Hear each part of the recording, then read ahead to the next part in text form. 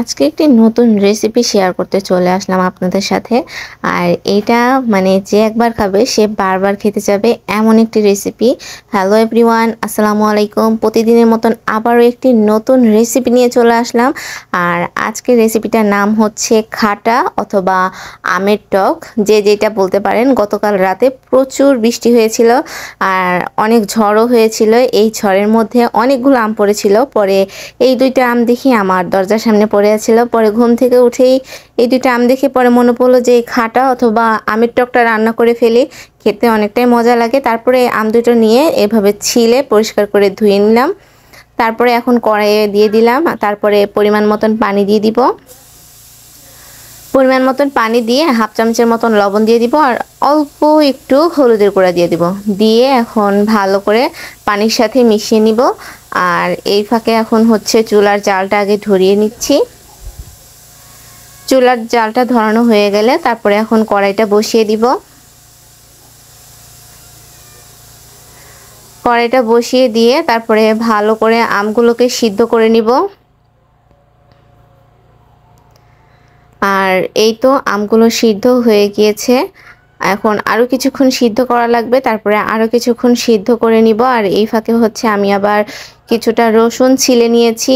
আর এই আমের টক বা হচ্ছে আমের খাটা, এটার মধ্যে এই রসুন দিয়ে ফোড়ন দিতে হবে, রসুন আর সরিষা দিয়ে। তারপরে এদিক দিয়ে রসুন তো ছিলে নিয়েছি। আর এই ফাঁকে হচ্ছে আমের খাটাটা কি দিয়ে খাবো এর জন্য বানিয়ে নিলাম পরোটা।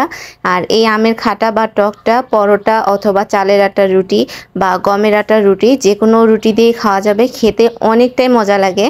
আর আমাদের নাটোরে তো মানে আমের সিজন আসলে এই আমের খাটা অবশ্যই তৈরি করবে। প্রতিদিন সকালের নাস্তাই হবে এই আমের খাটা দিয়ে, খেতে অনেকটাই মজা লাগে। আর আমার বাবার বাড়িতে তো প্রতিদিনই রান্না করে আমের সিজন আসলে। আর এটা কাঁচা আম দিয়ে রান্না করতে হয়। তারপরে এই তো আমগুলো সিদ্ধ হয়ে গিয়েছে। এখন হচ্ছে ডাল ঘুটনি দিয়ে আমটাকে আগে মানে ডালের মতন করে ঘুটে নিচ্ছি।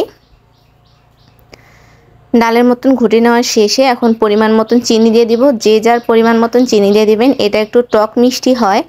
তারপরে এই তো এখন হচ্ছে ভালো করে আবারও কিছুক্ষণ জাল করে নিব। আর চিনিটা দেওয়ার পরে একটু ঘন হয়ে আসবে। আর এদিক দিয়ে আমি রসুনটাও কুচি করে নিয়েছি। আর এখানে সরিষা 1 চা চামচ নিয়ে নিয়েছি। আমার এখানে সরিষাটা একটু বেশি হয়ে গিয়েছিল, এখানে হাফ চা চামচ সরিষা দিলে পারফেক্ট হবে। তারপরেই তো নামিয়ে নিয়েছি বলক তুলে। এখন হচ্ছে কড়াইয়ে তেল দিয়ে দিলাম, পরিমাণ মতন তেল দিয়ে অল্প একটু রসুন কুচি দিয়ে দিলাম, মানে 2 টেবিল চামচের মতন রসুন কুচি দিয়ে হালকা একটু বেরেস্তার মতন ভেজে এখন সরিষাগুলো দিয়ে কিছুক্ষণ ভেজে নিব। তারপরেই সেই আমের খাটাটা বা আমের টকটা এখন ঢেলে দিব। মানে আমরা ডাল যেভাবে ফোড়ন দিই সেভাবেই ফোড়ন দিয়ে নিলাম। তারপরে এই তো এখন ফোড়ন দেওয়া শেষ। এখন আরও কিছুক্ষণ মানে বলক তুলে নিব। বলক তুলে নেওয়ার পর এখন হচ্ছে নামিয়ে নিব।